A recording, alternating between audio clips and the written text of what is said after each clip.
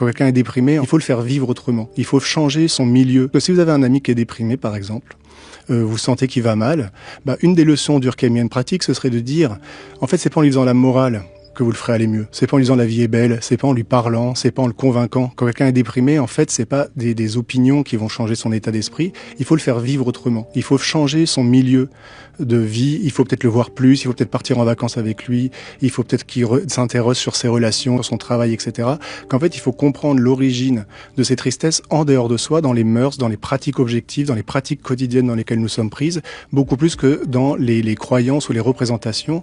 Et que, en fait, la meilleure manière de prendre en charge quelqu'un qui est triste, plutôt que de lui en parler, c'est de le faire vivre autrement et c'est de changer ses conditions d'existence, ce qui veut dire aussi que d'un point de vue politique, évidemment, c'est ça qu'il faut analyser. Qu'est-ce que c'est qu'une société heureuse? Qu'est-ce que c'est qu'une société malheureuse? Et c'est à ce type de politique qu'ouvre la sociologie durkheimienne. Durkheim a été obsédé par la question du bonheur et de la tristesse, avec cette idée qu'en fait la tristesse n'est pas quelque chose qui nous appartient.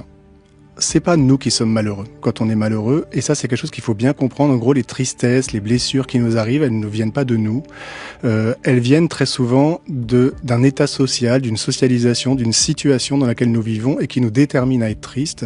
Que la tristesse nous vient du dehors en quelque sorte, c'est la cause sociale qui détermine la tristesse, qui est en fait une narration subjective mais pas une cause objective.